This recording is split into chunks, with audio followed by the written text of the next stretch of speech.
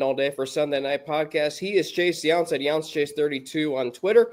I'm Alex Frank at Frankie_Natty on Twitter, and we are the Waitin All Day for Sunday Night podcast as we celebrate the 20th season of Sunday Night Football when it begins in September. Chase, it's so interesting how sometimes the answers to things are right in front of your face. It really is, though. And, I think I saw your arm right there, man. Looked like Tony Romo in 2007 with that toss. Hey, Tony Romo in 2007, he had a very good season that year, as did the Dallas Cowboys. When they went 13-3, they were the number one seed in the NFC, and, they didn't win in the playoffs. They lost in the divisional round to the eventual Super Bowl champion New York Giants. But, Chase, going back to what I mentioned, how sometimes the answers to things in life are right in front of your face. So right after we recorded on Wednesday, it hit me that Monday Night Football on ESPN is also celebrating its 20th season. Yeah. Wow. I mean, because ABC was, their run was over in 2005, and then Tirico and the crew took over in 2006. And it's crazy to think, though, man. It's how the media rights deals work, because that was a major shakeup, to say the least. It was a major shakeup, to say the least. And Mike Tirico was the Monday Night Football play-by-play announcer for 10 years. And then they went through Sean McDonough, who I thought did a very good job his second season in 2017. Then they had Joe Tessitore for 2 seasons in 2018 and 2019. Then they had Steve Levy. So they had 3 play-by-play announcers each do 2 seasons after Tirico left for NBC. But let me tell you something. Them getting Joe Buck and Troy Aikman has completely revived Monday Night Football on ESPN. It's hard to believe that it's been 3 full seasons that they've done. They're going into year 4 together on ABC and ESPN. But it's insane to think about because, obviously they filled the void with some great announcers and everything else during that time frame where Tirico left. You talk about McDonough, you talk about Tessitore, Levy, a lot of those guys doing a lot of college games and other network work in other sports. But I mean, for them to finally get after and say, you know what, we'll go Buck and Aikman. We'll get the big fish out of the big pond. We'll draw them over here. And, it's been a complete game changer for them over at ESPN. It's just like when Fox started broadcasting NFL games in 1994. They could have said, well, we'll get this guy, and this guy. No. We're going to go get Pat Summerall and John Madden. And look what that did. Don't know how much bigger it can get in that time frame. It couldn't. Exactly. Okay.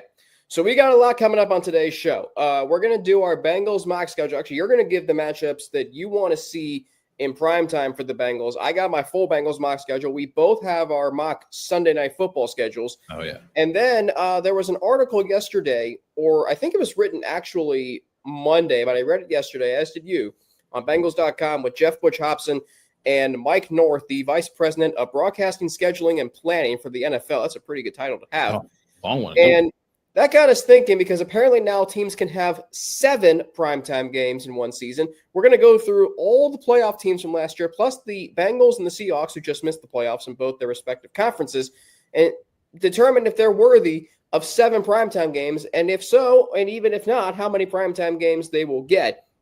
And then we got a topic about the 2005 Bengals. But we begin, Chase, with the announcement of a great wide receiver announcing his retirement yesterday, and that is Julio Jones, who played 13 seasons. He didn't play in 2024. I was looking at Pro Football Reference yesterday and early this morning.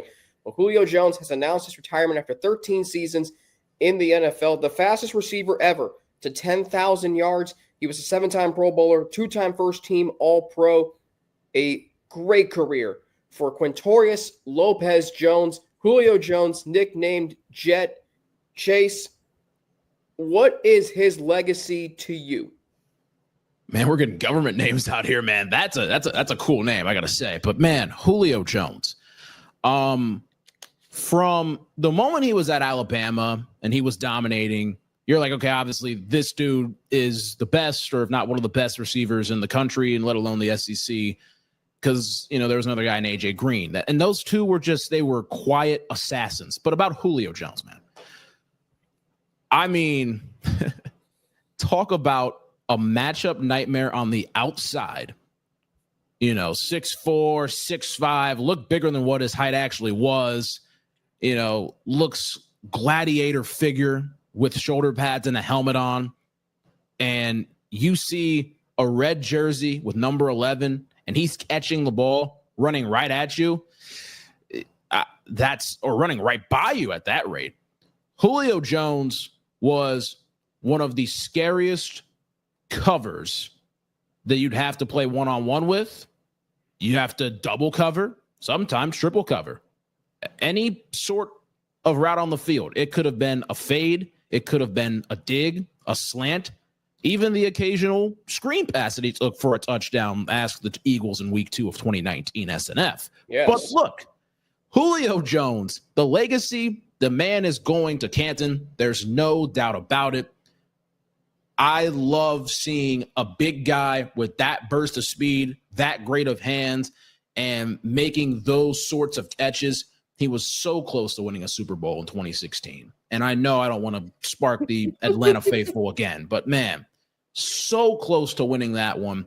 And I think if he would have won that one, I think he would have no doubt be a first ballot Hall of Famer. I think he's still going to get in the Hall of Fame easily, but my goodness, Julio Jones, fantastic. And I think it just brings to us, we've hit that UNC status now. This is all of our favorite receivers that we watched from the past are now retired. And now I have to, see what's going on with 401ks and looking for apartments. So how about that? Julio, thank you for giving us great time and watching a spectacular career in the National Football League. Julio hit the stretch. 914 receptions, 13,703 yards, 66 touchdowns. In the postseason alone, Julio Jones in 11 games, 77 receptions for 992 yards and 7 touchdowns. I mean, that's another season in of itself right there.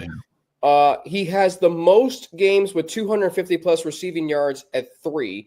He's tied with Jim Benton, Cloyce Box, Stephon Page, Flipper Anderson, and Calvin Johnson with one game of 300-plus receiving yards. He's the fastest to 7,000, 9,000, 10,000, 11,000, 12,000, and 13,000 receiving yards. He holds the record for most consecutive 1,400-yard seasons at 5. He has 2 1,600-plus yards receiving. That's tied with Marvin Harrison, Torrey Holt, Antonio Brown, Justin Jefferson, Tyreek Hill, and Calvin Johnson, just to name a few names there, Chase. Julio Jones, you mentioned it, with his size and his speed. I mean, I was reading some stuff about him this morning. He was a star track athlete in high school. He went to Foley High School in Foley, Alabama. And while there, he was the 2006-2007 Gatorade Track and Field Athlete of the Year in the state of Alabama. He was also Mr. Alabama Track and Field Athlete of the Year in 2007. He had a long jump of, if I can find it, he had a long jump of 24 feet 2 inches, which is just absurd to think about. He had a 47-foot 5-inch triple jump. And by the way, he was a 6-foot 6-inch high jumper and a state champion in the 2007 indoor season. Julio Jones also ran an 11.13 100-meter dash, if you want to just throw that in there for good measure. I can't really add a whole lot else to that, because when you have to go back and look up some people on Wikipedia about he's the first person to do this since this guy, and dust off the history books, you've done something very well. So and to think what the Atlanta Falcons gave up to draft him in 2011. By the way, this was during they interrupted the lockout that happened that year for the Falcons to mortgage that trade. And Thomas Dimitroff had no issue mortgaging the future of the franchise for Julio Jones, and it paid immediate dividends for the Atlanta Falcons. So the Falcons went from 27th. They picked 27th that year because they were 13-3 the year prior. And by the way, they also had a great receiver by the name of Roddy White already in their offense. But they're like, we're going to trade up to number 5 to get Julio Jones. So you want to talk about one of the great trades in NFL draft history. And the thing about Julio Jones is, like they say, timing is everything. So he came into the NFL after Calvin Johnson, but before guys like Tyreek Hill and Mike Evans. And he also played at the same time as Antonio Brown and AJ Green. So he was like, it was easy to kind of lose him in the shuffle.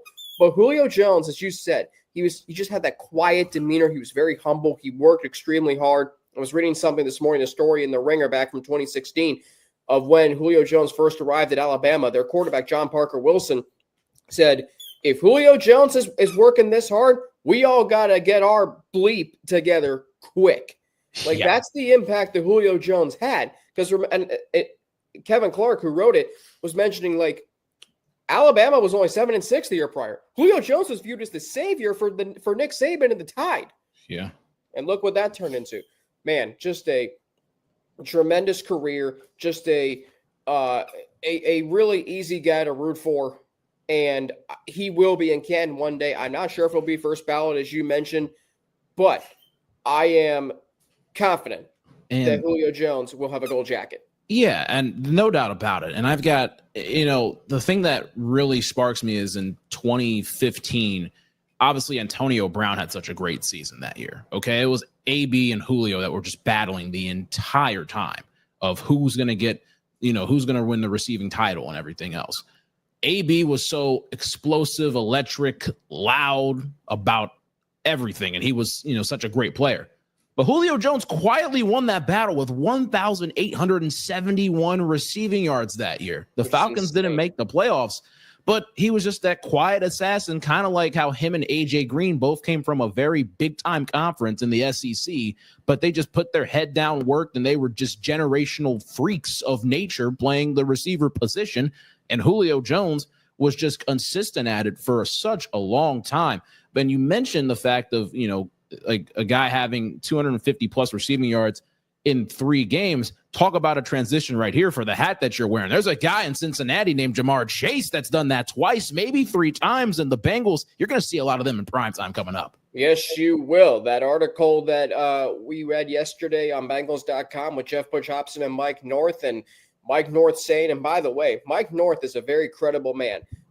He's very down the middle. He's very rational. If he's saying we don't know if the Bengals are going overseas and we don't know if the Chiefs are playing the Chargers in Brazil week 1, take that for what it's worth and what he's saying.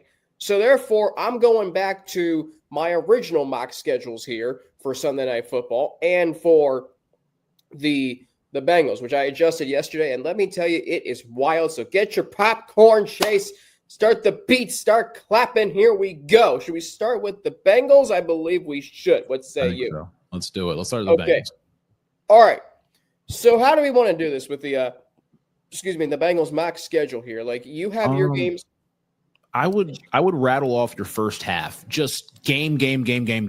And then we'll talk about the first half of your schedule. Okay. Yeah. Okay. Here we go. And I got some marketing pitches in here that are gonna wow the networks, executives, and hopefully the NFL. All right.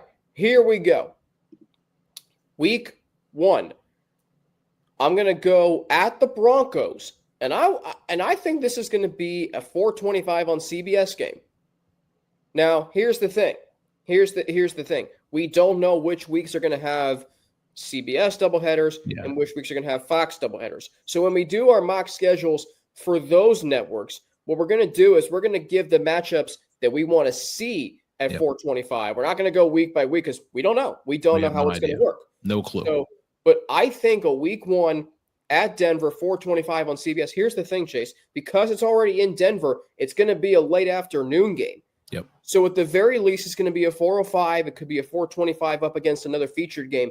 But after the game that those two teams played last year at 4:30 on a Saturday on NFL Network, I think this game is worthy of a featured spot on CBS. Wouldn't you think? I would agree, and I'm going to tell you where I put this game at. Actually, I'm going to tell you right now. Okay. Well, it's tough to say the week, but I kind of wanted to go with that same kind of narrative flip that happened in 2014 and 15 when the Bengals and Broncos played.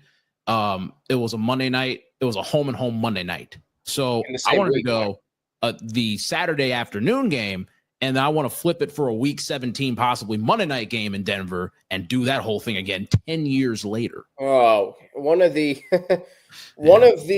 how would I describe this game? I don't even know. I don't even know. I mean, it was like we've talked about this. We have. And we can say this. I mean, here's the thing. Whenever these two teams get together, something crazy is going to happen. Damn right. By the way, week 1 for me, I have it at Denver. Approximately 16 years to the date and 16 years to the week in week 1 where, I was in the end zone where Brandon Stokely came running towards us and Gus Johnson on the call. Sorry if I pulled on the heartstrings there. Yeah. Hey, the Bengals won the division that year. They did. So it was silver lining somewhere. So there are silver linings everywhere. Okay. Week 2 at the Browns, 1:00 on CBS. I want this game in September. Yep. I don't want to go to Cleveland any later than maybe late October. They got lucky last year with the weather. I don't want to go there in November. I don't want to go there in December. Now, here's the thing. Okay. It's week 2. So the Browns are going to play with their hair on fire. It's still going to be early. You go up there and get a win. You scrape Cleveland off the plate because after week 2, they shouldn't be much of a factor. But that's a huge game. Divisional road game after playing at Denver week 1. You go up there and get a win. Hopefully get to 2-0. That's going to be really, really important for the Bengals. Wake up. Well, they should win. But because it's still early, you don't know what Cleveland team you're going to get. Yeah. That's the only thing. But the Bengals did beat Cleveland on the road last year, and they kept Myles Garrett in check. Hopefully they can do that again this year. Okay, week 3. Finally a home game, the Open in Orange, home against the Bears, 4:25 on Fox. Chase, do you realize the last time the Bengals were the number 1 game on Fox was week 5 of 2015? And we all remember that game. Oh, I was there too. Yeah. You were at that game? I was. 124 row 11. 124. Wow. That was the end zone where Nugent banked it in. Yeah, banked it in. Okay. Can you imagine Ian Eagle calling that banked field goal? Oh, jeez. Be something. Okay. So the last time the Bengals were a 4:25 game on Fox, you have to go all the way back to week 7 of 2009. Mm-hmm. When Cedric Benson, God rest his soul, against his former team, ran right through them. The Bengals-Bears game was up against the Saints-Dolphins game that day in Miami. It wasn't the first time the Saints played in Miami that year, as we know. So this is going to be a huge deal for the Bengals. Getting the number 1 Fox crew with Tom Brady coming to Cincinnati, that's going to be a lot of fun. Week 4, I mean, this game has to be on national television. Has to be in primetime, I think. Home against the Lions, Sunday Night Football, whiteout game, Ring of Honor game. Chase, come on. Like, these two teams both ended their playoff droughts on Sunday Night Football on NBC with Mike Tirico on the call. This has to be a Sunday night game, right? I agree. Yeah, I think it's Sunday night. I might have it a little differently, but just because of how some things shake out. But I would love it to be an SNF game, no doubt. So here's the thing: there's like what am I going to say? Hundreds of trillions possibilities. So many. You can't please all 32 teams. Well, the Bengals are getting pleased this year.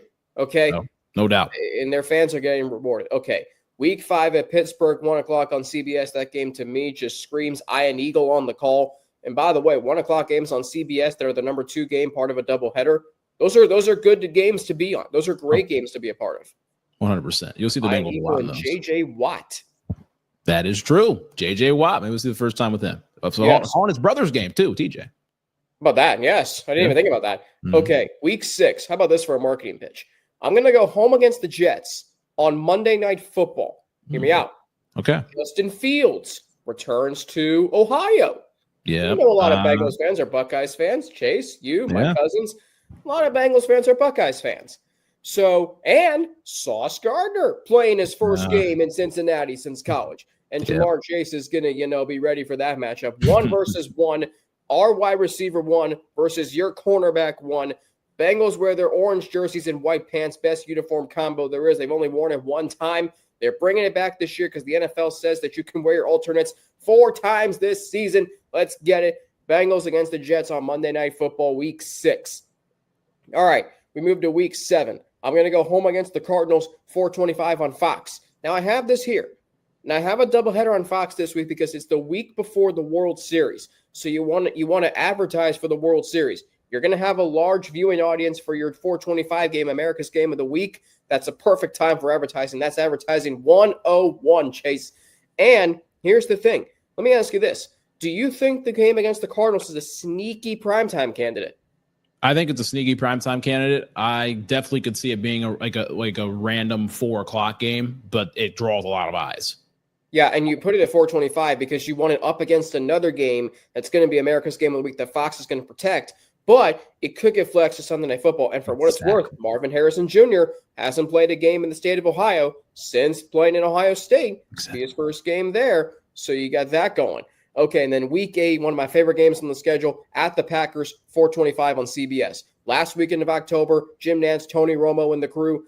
That's going to be a fun game to watch. Joe Burrow versus Jordan Love. And then Week 9, I got the bye week here. I want it in the middle of the season this year.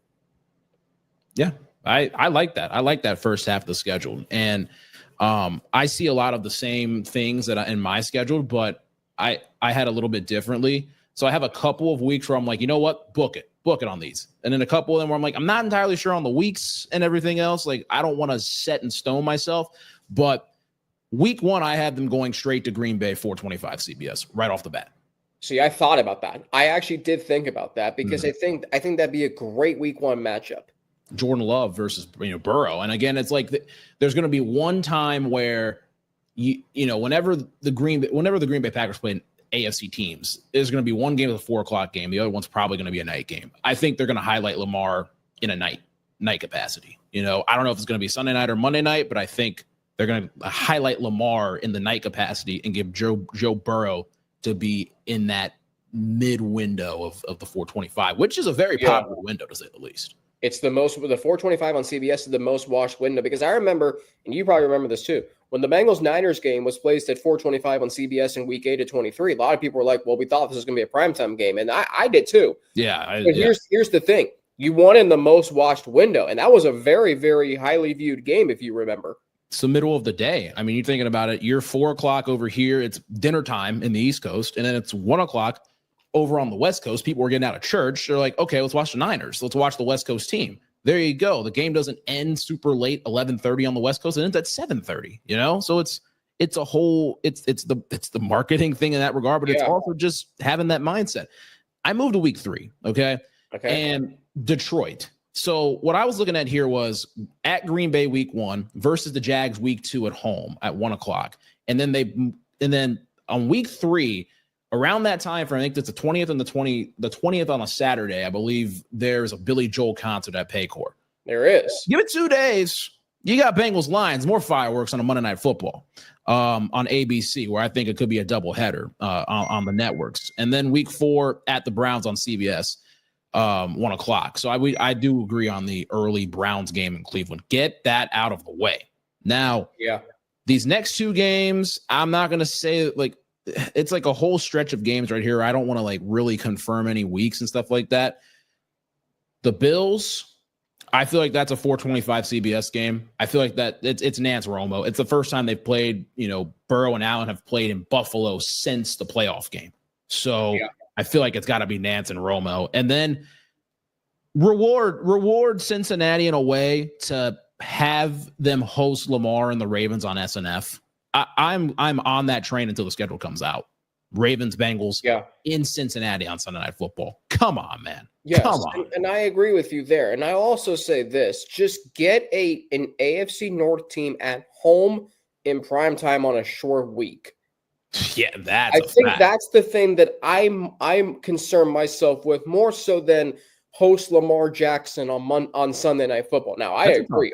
Yeah, that's a tough task regardless. I agree. Lamar, playing Lamar in general, but that makes me think now that I have this Bears game at 425 on Fox the day after the Billy Joel concert. But then again, I mean, there's other stuff with it's tough to even go through and look at every stadium's regard. We're not the official schedule makers. We put that out there. Can you imagine having that role? Can you imagine having that as your job? You get to make the NFL schedule. That'd be a dream.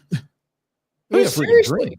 Yeah. Seriously, I remember when the NFL schedule used to come out on a random day in April, and you would go online and here's the schedule. Let's look at this. Random. Now it's like we've got Mike Tirico coming on the Today Show revealing a game. Mm-hmm. We got Jim Nantz and Tony Romo coming on CBS this morning and revealing the game. I mean, we got a 3-hour special on NFL Network. By the way, And when I mentioned Joe Buck and Troy Aikman joining Monday Night Football in 22, if the NFL never becomes a part of ESPN, I think that's going to be a huge get for ESPN. Oh, 100%. If they have NFL Network as like one of their, like the SEC network, yeah, ESPN, people can ask what's wrong with them. There's nothing wrong with them. Peter Schrager's now going over there. Yeah. And I'd love to ask Rich Eisen this. When he started NFL Network, did he wanted to eventually be a part of ESPN where he used to work? Mm-hmm. Yeah, that's a good question. I used to think this was a terrible thing. I don't think that way anymore. Yeah. And yeah, I mean, it's crazy to think. And I'm looking at these other games. I have a week 7 against Pittsburgh at Pittsburgh, 1:00 on CBS, and then week 8 versus the Jets, where I could see that 1:00 on CBS. At the same time, I could see it as a random 4:05 game on CBS, like they did back in 2013 and in 2007. The Marvin Jones 4-touchdown game. Yep. Exactly. So, I mean, it very well could happen. And then week 9 against the Ravens, I think that could be. I think that's a 1:00 CBS game, but I think it's the main. It's Nance and Romo. But off that, I think would be interesting. Appetizing 1:00 game to say the least. And appetizing 1:00 game. Give me the rest of your schedule, and we can go. We can go quickly on these, and then we just kind of bounce ideas off, and then we get right into SNF mock, baby. I'm ready for that. I'm ready for this too. Okay, here we go. So out of the bye, I don't like doing this with the divisional game, but it's home against the Browns, 1:00 on CBS. I'm not too nervous for that game. You'll know who the Browns are by then. Just go handle your business, please. Week 11 at Miami, 1:00 on Fox. Okay. Now, Fox has not had a doubleheader in Week 11 since 2021, but I want to see, and like a lot of this mock schedule I made, Chase, is because I think a lot of networks and broadcast crews are going to want to do a game with Joe Burrow and the Bengals, and Jamar Chase and T. Higgins. Greg Olsen hasn't called a Bengals game yet. So let's get Joe Davis and Greg Olsen and Pam Oliver on a call for a Bengals game. Okay, so week 12. Now, you know how you'll have two teams play the week after Thanksgiving on Thursday Night Football that played on Thanksgiving? Yep. I'm going to try something different here. I'm going to try the week before. So I'm going to go the Bengals hosting a game on Thursday Night Football week 12 against the Jaguars. Let's run it back from 2021, this time on Prime Video. And Kirk Herbstreit called that 2020 national championship game between LSU, Joe Burrow, Jamar Chase, and Clemson, Trevor Lawrence. And by the way, T. Higgins was on Clemson. So that'd be a fun game to have on Thursday Night Football. Week 13, thank you, Mike North, home against Pittsburgh, Thanksgiving night, Sunday Night Football on NBC. And yeah, we're striping the jungle for that game. We're striping the jungle. Black jerseys, orange pants, bring it on. Let's do it. Week 14, this game deserves to be in prime time or at the very least a national stage at Minnesota, Monday Night Football. Burrow and Chase, Jefferson, Higgins, bring it on. Week 15, home against the Patriots, 4:25 on CBS. I'm buying New England, Chase. I am buying New England, okay? Get them on CBS. And here's the thing. If the Patriots are good, they're going to get nationally televised games. Robert Kraft, the fact that they're from, the Boston market, big market, they're going to get their due on the national stage. Week 16, that AFC North battle on the Saturday before Christmas last year was good. Let's get the Bengals at the Ravens Saturday at 4:30 on Fox. Now, I know what you're thinking. Go to an AFC North opponent on a short week. But I think because you have Pittsburgh at home on Thanksgiving night, I think that's a fair trade-off. Would you agree? Yeah, I agree with that. I like that. Okay, here's my favorite game on the schedule. There's one game I haven't mentioned, Chase. You know what that one game is? What is it? It's at Buffalo. Oh, boy. Here we go. We're going to go week 17 on Sunday Night Football, but it doesn't stop there. That's where Joe Burr was born. Yeah. Can you imagine Joe Burr in a white helmet in Buffalo the Sunday before New Year's Eve? Gosh. That's what we're going with, my friend. Bengals at Bills. Sunday Night Football week 17. And then week 18, home against the Ravens TBD. I put that there because that could be for something huge, Chase. It could be massive implications. And here's the thing. It could be a Saturday doubleheader game. So you get the Ravens at home on a short week in a national window. So see, this is a very fair, balanced, favorable schedule. It's about time after the Bengals played 5 primetime road games last year. Would you agree? I would agree 100% with that, Alex. I 100% agree with it. I rock with it. I think a couple other games on my schedule before we moved to SNF. I'll rock with the Miami game over in Spain, the 9:30 NFL Network game on week 11, and then I'll go week 13 versus Pittsburgh. We'll go prime. We'll go the Black Friday game at 3:00. How weird would that be to see a 3:00 Friday game in Cincinnati? It'd be a weird time. I mean, it's a weird time as it is. Yeah. Honestly, though, I like it. Like I like it being at 3:00. You know, middle of the afternoon. By the time it's over, you know you can have your leftovers for dinner. Yeah.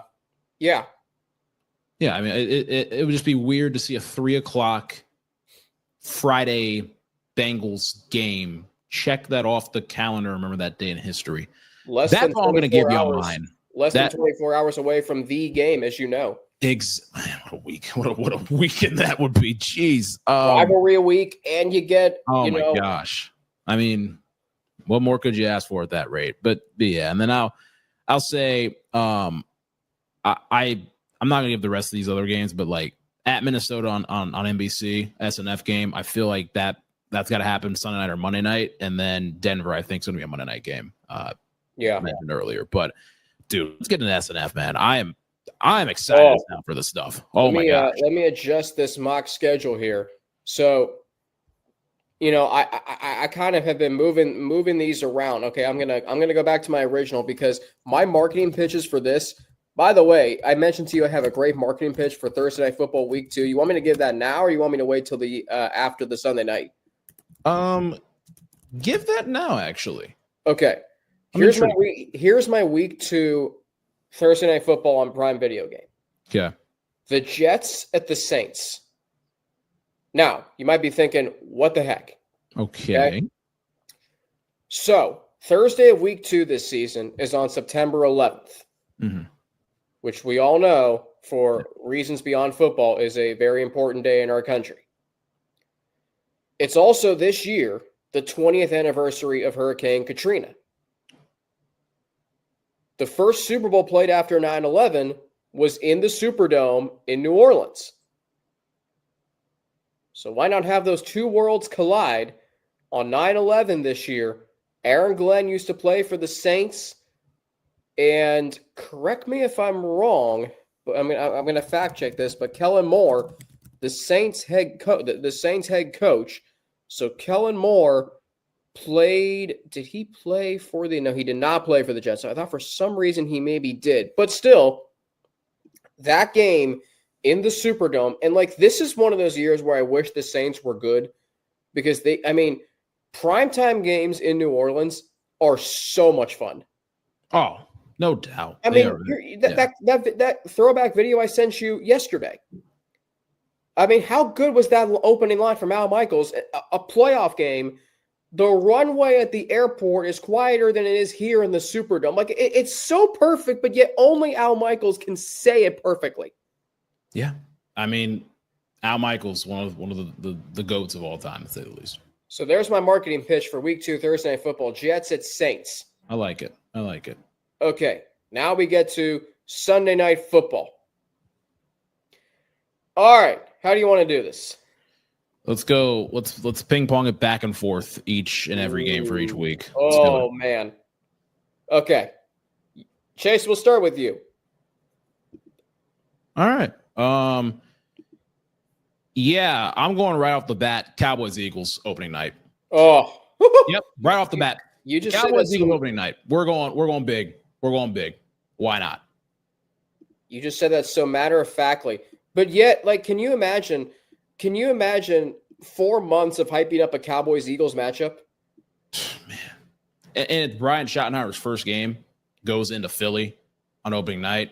Oh, my gosh. Yep. Okay. So I do love that matchup. I mean, for the 20th season of Sunday Night Football, I mean, what is it without Cowboys and Eagles? Now, spoiler alert, I have that on here. Okay? But not on opening kickoff night. I feel like for opening kickoff night, we need a big market to face the Eagles. They played twice last year on Sunday Night Football on NBC, Week 12, the divisional round of the playoffs. Let's run it back. Let's run it back with Rams and Eagles. Matthew Stafford and the Rams, I mean, they have aspirations this year of being a Super Bowl contender. They're going to have to go through Philadelphia. Let's get that right off the bat. Rams, Eagles, third time in just over 9 months, Saquon Barkley is going to be ready, and hopefully the Rams defense will be too. Yeah, I mean, I like it. I was looking at the Rams, but I mean, I'm good either way, man. That's a good matchup. Now, here's the thing, before we get to the Brazil game, so it's not for sure if it's going to be on Peacock yet, but are we operating under the assumption it will be like it was last year for this edition? I am going to go in this situation Texans-Chargers. Okay. Yeah, Texans-Chargers for this one. It's a good matchup. It's a great matchup. Okay, so my Brazil matchup is Minnesota and the Chargers. Okay, I like J.J. McCarthy's NFL debut against his former college head coach and Jim Harbaugh. And by the way, if you're a good friend and my good friend Noah Eagles on the call, he called games in 2023, Big Ten Saturday night, when J.J. McCarthy in Michigan, whether fairly or not, in your opinion, led Michigan to a national championship. So that's a good one. Nice.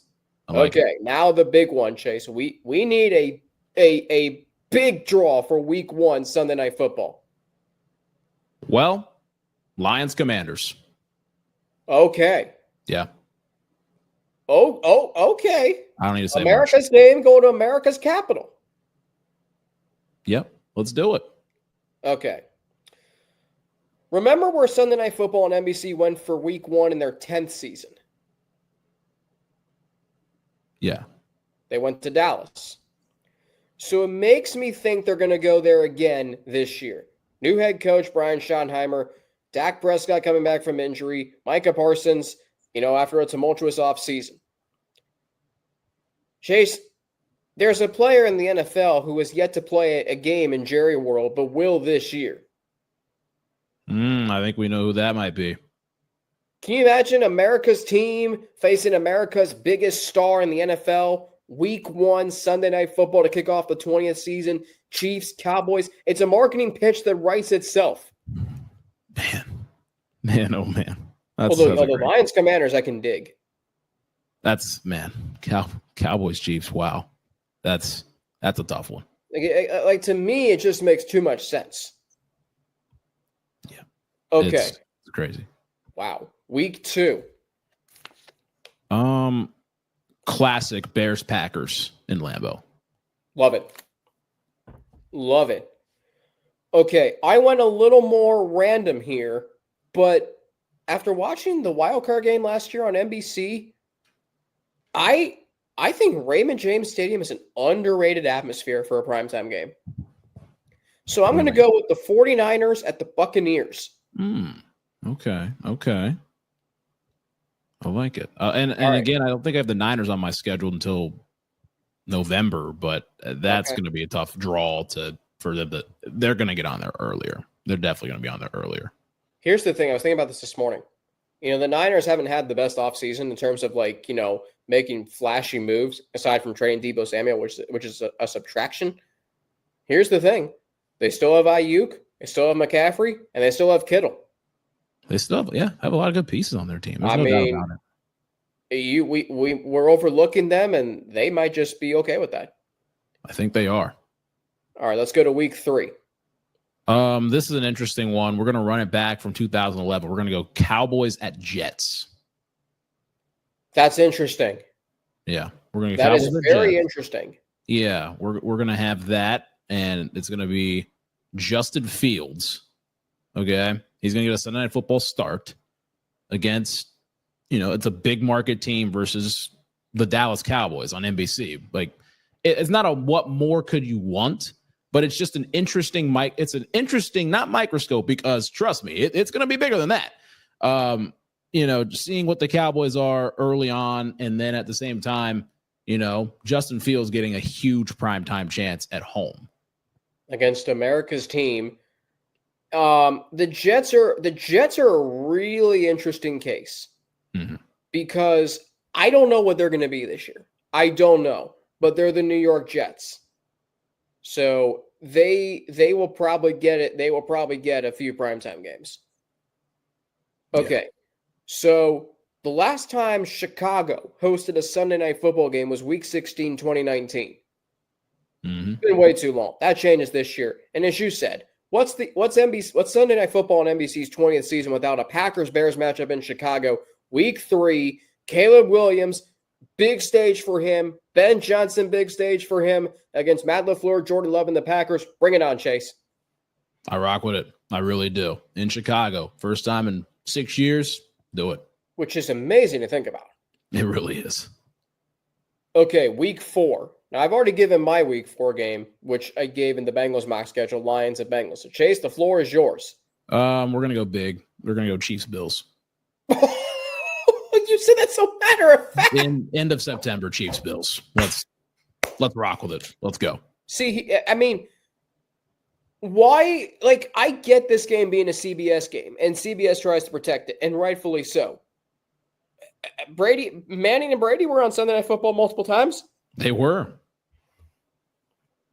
By the way, how neither of us mentioned that 09 game on our choose the best Sunday Night Football game of every season. How the hell did we not choose that? I could have done the ultimate pivot. I could have said, okay, from 2007, the famous 4th and 2 David Garrard to the infamous 4th and 2 with Brady, Belichick, and that Kevin would have been a Falk. great transition. Would have been a great one, man. How did we forget that game? Drew Esikoff would have liked that transition. Okay, week 5. Chase, what you got for week 5? I'm gonna go QB facing his old team, Minnesota Vikings at the Seattle Seahawks. Love it. It'd be a repeat of 2020, one of the great game-winning drives of Russell Wilson's career. Yep, Sam Darnold's got a chance now. Okay, I rock with that one. Week 5, I went with one of the most popular matchups: Ravens and Chiefs. Yeah, casual. I love it. Yeah, and I mean, here's the thing: like that game, you can put anywhere. You can put it on any network. You can put it any time of the year. But week 5, give it time to boil a little bit. You know, that game last year on opening night kickoff was incredible. Let's run it back. Let's run it back later in the season. Can you imagine if it's 4-0 versus 4-0? Man, again, the Ravens are such a great September team, and you're taking on, Patty Mahomes and the Chiefs. I mean, what more could you expect? Are they a great September team though? Well, in the past, the Ravens were, but obviously I know this year. But here's the thing, like to your point, like last year they played a Sunday night game week 4 against the Bills where they were just starting to come around. They beat Dallas the week before. They barely hung on. You were like, okay, who are the Ravens really? And then while Derrick Henry rips off that 87-yard touchdown run, you're like, okay, that's who the Ravens are. Found it.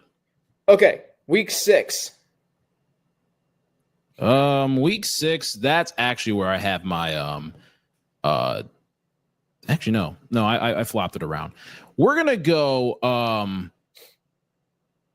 Ravens Bengals that week. Yeah, we're gonna week 6 Ravens Bengals, October 12th. Middle of October. Now is that one of like your theme games for the Bengals? Like, do they go Stripe the Jungle? Do they go Whiteout? Do they go Ring of Honor? Because I think they go Whiteout Ring of Honor against the Lions. So I think I'm not going to say this is no. This is actually I think this is a theme game. I think it's stripe out. I think it has to be. It's too big of a game to not do. So I think it's going to be a stripe out game. What a perfect time for that game. Middle of October. Weather's still going to be great. It's going to have that Halloween type feeling. Ooh, yeah. Okay, spooky. Week 6. I got another great matchup that any network can get. Eagles at Bills. Oh, my goodness. Oh. And if you remember the last time they played in week 12 on CBS in Philadelphia last year. Or I'm sorry, 2 years ago. But that's a very popular game and one that I think Sunday Night Football should have. Oh, no doubt. That was a fantastic game. By the way, what you'll notice with this mock schedule that I have is I'm not having any throwaway games. Like I'm not having any game just to be in there and just to get flexed out eventually. No. This is the 20th season. Okay. Mm-hmm. Oh, yeah, big time. Week 7. I was debating on the Ravens Bengals being week 6 or 7, but the other game I was debating it with was Giants Eagles actually. A Sunday Night classic battle. A Sunday Night Football classic. Oh yeah, gotta love it.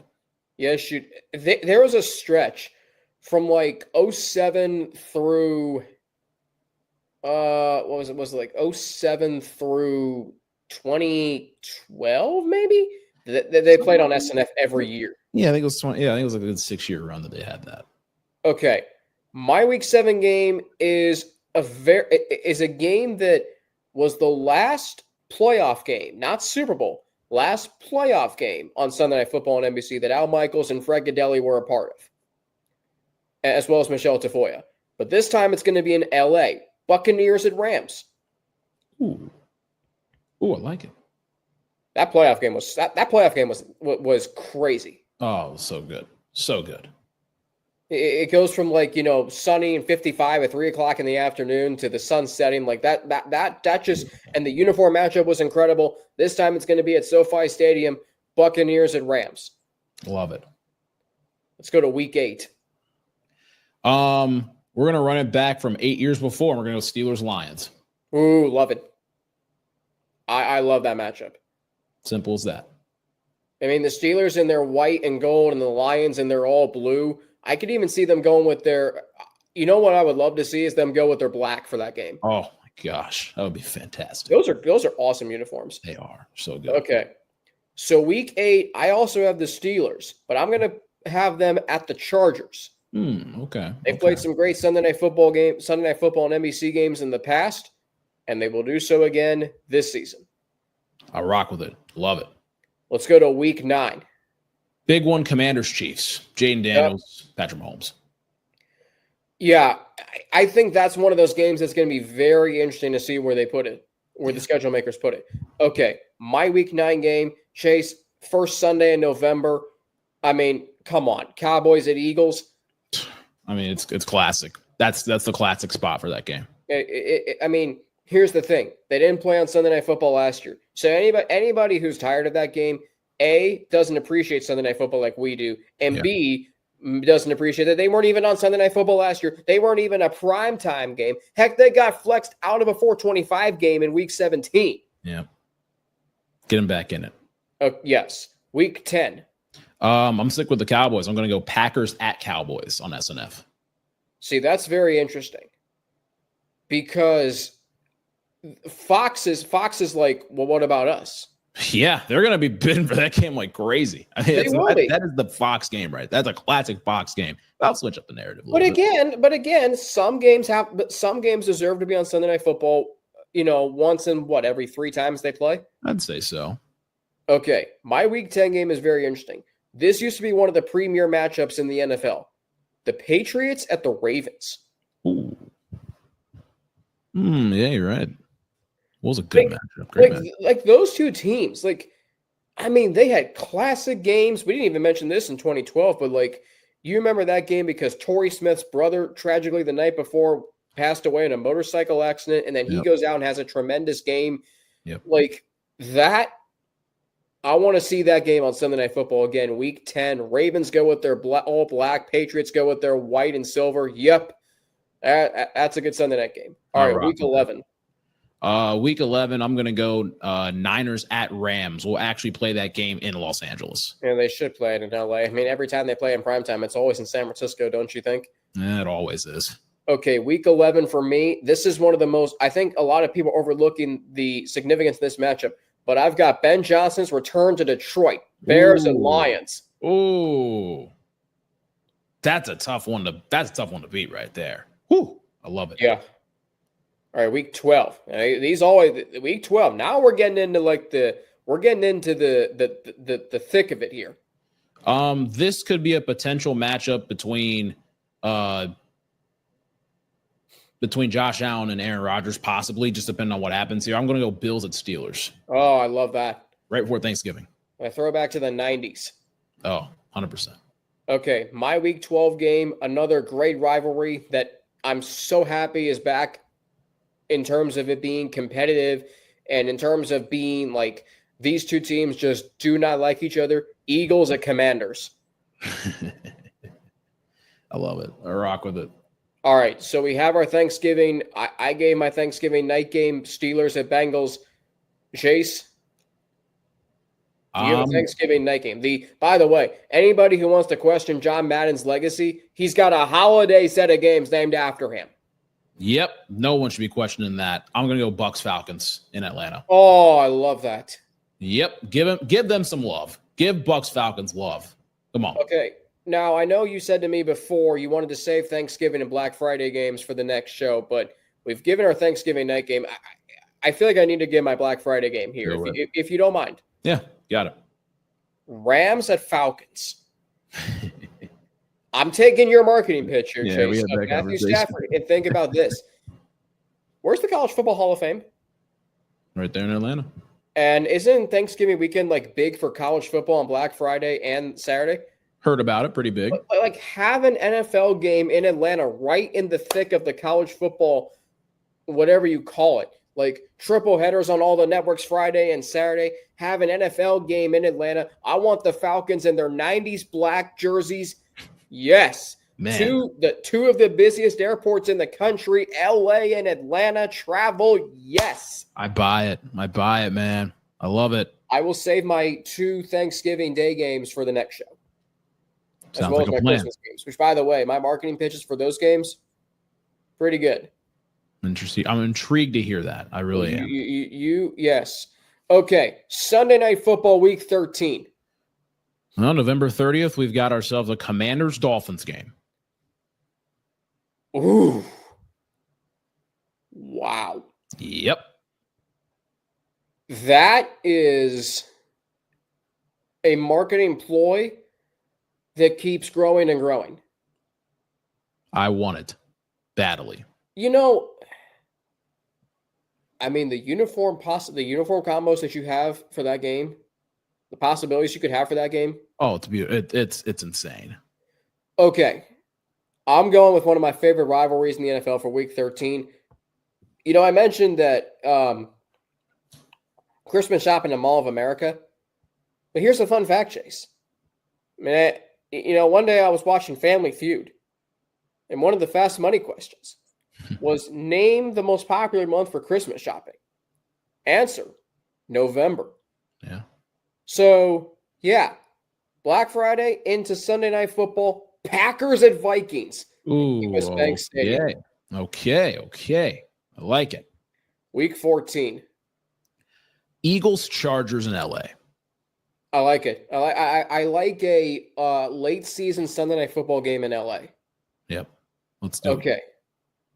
So I know I said the Bengals are going to play a Thursday night game the week before Thanksgiving. But we always have 2 teams that play on Thanksgiving play the week after Thanksgiving. Yep. Has anyone thought, let's have the Lions and Cowboys play each other the weekend after Thanksgiving? Has anyone ever thought about that? I don't know, but I think you have. But I think I have. Lions host the Cowboys Week 14. Oh, sign me up for that game, Chase. Jeez. Give me that one. That's a fantastic one. All right, Week 15. And we're getting into the thick stuff here. We are, and we're going to go division battle right here. We're going to go Chiefs at Broncos. Oh, woo! Cold times for Patrick Mahomes versus Now, Bowens. I also have, spoiler alert, this game in December. But I'm not saying where. It could be a Monday night. It could be a Thursday night. You never know. It could be a Saturday triple header game. Could be. We'll do those down the road. See, here's the thing about these shows the next few weeks. They write themselves. Monday Night Football mock schedule. Thursday Night Football mock schedule. CBS and Fox. I mean, good Lord. Okay, here we go. Week 15. It's funny. I have this game in Denver too. But I've got the Packers at the Broncos. I love it. That's rematch of one of the most underrated Super Bowls of all time, Chase. It was. It really was. John Elway helicopter, man. Had to. Yes. Okay. Now, I am going to go with Saturday, Week 16, before Christmas, the 1 o'clock game on NBC. Do you have that as well? I have a Bills-Patriots game for that. Oh, that's just so good. At Gillette. That's just so good. I mean, they played the Saturday before Christmas 6 years ago, 4:30 on I think it was NBC or may have been NFL Network. It was NFL Network. It was Tirico and Kurt Warner were on the call for that, though. They're a very underrated good duo. Super underrated. Tirico and they're so okay. My Week 16 game. This is one of my favorite rivalries again in the NFL, Chase. Noah Eagle deserves to call this game. It's a Midwestern Big Ten smash mouth Lions Packers. I'll rock with it. That's so good. All right. These are all good. Week 16, Sunday night. My matchup is interesting. Chase, I want to hear yours. Yeah, mine's Bengals Vikings. Okay. I was fiddling around with week 15 or 16, but I'm going to go week 16 in this one right before Christmas. You took my marketing pitch that I gave a few weeks ago, and so you took my marketing pitch, I took yours. See, there we go. Man. Yeah, we're good. We're even.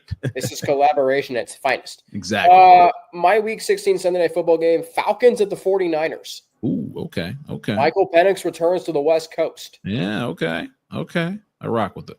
All right, week 17, I already gave mine Bengals and Bills. It wouldn't be SNF with NBC, and it would not be old school Smash Mouth football without a Steelers-Ravens game on SNF to end the actually scheduled stuff before week 18. Now, where do you have that game played? Have it in Baltimore. Ooh, yes. Yep, let's do it. Yes. Mm-hmm. All right. I know. You see, here's the thing, Chase. I feel like you've become the executive producer of this show, and you said that we were going to try to keep this at 45 minutes. Well, here we go. We're already at 57:50 and counting. We've had good. Well, actually, we got some stuff to edit out, so we're probably at around 55 minutes. So I want to. We can do this really quickly here. So I came up with this yesterday. So teams can play in primetime this year up to 7 times. By the way, when the NFL goes to 18 games, which reportedly is going to be in 2027, according to Jonathan Jones, who literally has his eye on the NFL. Yeah. Teams should be allowed to play like 8 primetime games. Okay. But for this year, they're allowed to play 7. So what we're going to do is we're going to go through the list of all 14 teams that made the playoffs, plus the Bengals who just missed it in the AFC and the Seahawks who just missed it in the NFC. And if they're worthy or not of 7 primetime games, and if they are or not, how many games you think they're going to get. So we'll start with the number 1 seed in the AFC, the Chiefs. Yep. You think they're worthy of 7? Easy. But will they get 7? Yes. Okay. I agree with you. They're definitely worthy of 7. I mean, come on. Like, they're the most highly accomplished team in the NFL. I think they're going to get 6. Because I think CBS and Fox are going to get their games. Plus, they're going to have like some weirdly scheduled game, but I'm going to go 6. And that's the thing, because it's like people, when it comes to primetime versus national TV, it's like when you don't get a primetime game, you get a 425 like national game. It's like it's the same thing, because you might get more viewers if you get a 425 CBS game compared to if you had a Monday night game. Depends on the matchup, you know. Can I say this real quick? Yeah, I think that after watching the NFL today going on location twice last year, I think for every week they have a doubleheader, they should go to where the 425 game is. I would not mind that one bit. It'd be like a college game day for the NFL. Exactly. Like, I would love it. I mean, do you remember like Fox NFL Sunday did this in 06, and I think Joe Buck used to host Fox NFL Sunday and then do the game? Yeah. They went to the Cowboys Jaguars week 1 that year. They did. Yeah. But talk about a unique matchup for week 1. Yeah, that's one for sure. Okay. Are the Detroit Lions worthy of 7 primetime games? Yes, I'm gonna say with I'm gonna go with myself. National TV games, yes, easy 7. There you go. They're totally worth it. They're the most fun team to watch in the NFL. I think they get 7 primetime games, believe it or not. Yep. The Buffalo Bills. Yes, easy. Same with the Lions. Everybody loves them. They're a great draw. Josh Allen, reigning NFL MVP. I say they get 6 because CBS and Fox will want them on their networks. Yep. The Philadelphia Eagles. Easy, yes. I say yes. I say they get 6. Again, here's the thing. If you're fun to watch, you want to be on like CBS or Fox 425. And when I'm saying yes for myself, it's national TV for me. It's anything goes with primetime plus your CBS, Fox, main. You know what I'm saying? That's what I'm going. I rock with it. Easy. Okay. Yes. The Baltimore Ravens. They're gonna end up being in national TV 7 times this year. Yes, somehow, some way.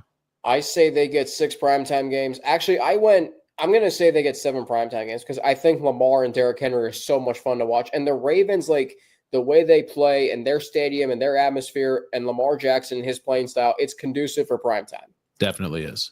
Okay, here's an interesting one. The Tampa Bay Buccaneers. I don't think they get 7. I think they get around 4 to 5 national games. I agree with you on that. I say they get 5 primetime games. And for the love of God, can they get more than 1 primetime home game this year that's not part of a doubleheader?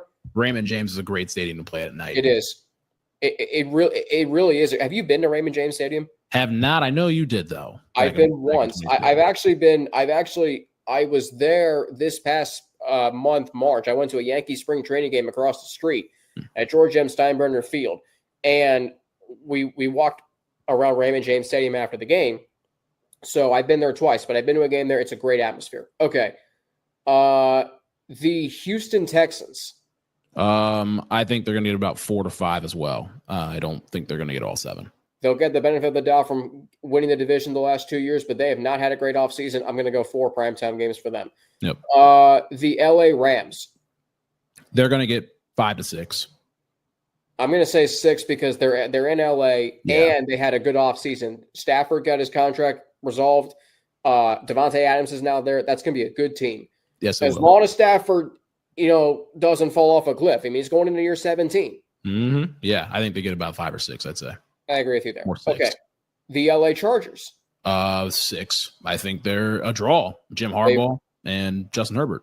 Here's the thing. They've earned it. They had a good season last year. Playoffs notwithstanding. Here's the thing, too, about Justin Herbert. It feels like, for me, he's that one player whose career that's really good, whose career hasn't taken off yet. He hasn't won a playoff game. He hasn't played on a holiday. Like, he hasn't played in that, big marquee game yet. He will this year. He will. He definitely will. Okay, the Minnesota Vikings. With the moves that they've had, I think they're going to get about 5. I will agree with you. The only unknown for me is a quarterback, and that's a big unknown. But, hey, any quarterback that can throw to Justin Jefferson, you're in good hands. There you go. And when you have Kevin O'Connell and a defense to complement you, you got something going. Okay. The Pittsburgh Steelers. They're going to get 5 to 6. Really? Whoever the quarterback is, I think they're going to get 5 to 6. And I'm going to go 4. Yeah. I'm a little lower on them. I'm going to go 4. And then again, I'll probably be wrong with that, but that's okay. The Washington Commanders. 7. 7. Easy 7. I'm going to go 6. But I agree with you. They have earned their place on the national stage. Yep. Here's the thing. Like I said this, I think I may have said this in the first podcast we ever did. They've become a wellness center. That's a fact. You want to rebrand yourself? Go to Washington. Who would have thought? The Denver Broncos. 5. I agree with you. Last year they got 2. They ended up getting 3. Yep. But you're going to see a lot of them this year. That defense is legitimate, and their offense is going to only get better. Okay, and then last but not least, the playoff teams. This one's, I think, easy. The Green Bay Packers. 7. I agree with that. Yep. Okay, let's go to the 2 teams who just missed the playoffs last year. The Cincinnati Bengals. 7. 6 to 7. 6 primetime games. My mock schedule has 5 4:25 games, another 4:30 game, and only 4 1 o'clock games. So you're not going to be seeing a lot of the Bengals at 1 o'clock on CBS. Get used to it. That's a fact. I've got the Bengals playing 8 non-1 o'clock games. 8 non-1 o'clock games? Yep. I feel like that's like – see, you have 8. I have 12 right now. And here's the thing. They're going to play 13. And anybody who wants to say that's too many, look at the Dallas Cowboys schedules. Oh, yeah. Oh, and by the way, the Cowboys are going to end up playing 7. That's – I will go with 6. I agree with you. They're going to be on national television a lot this season. Yep. Like it or not. Final team, the Seattle Seahawks. I think this is one of the curious teams. I feel like it's going to be 3, but I want to give them 4. I want to give them 5. Because it's Darnold after a great season. I mean, look, he's not going to have DK Metcalf. He's not going to have Tyler Lockett. But you do have Jackson Smith and Jigba. You do have Cooper Kupp. You do have Clint Kubiak. You've got a good running game with Kenneth Walker and Zach Charbonnet. You got a defense that's so underrated. I think the Seahawks are going to be a lot better than people think. I agree. And I'll tell you this is a random game that popped in my mind. A return game for Cooper Kupp on Thursday Night Football against the Los Angeles Rams could go platinum. It makes sense. Yep.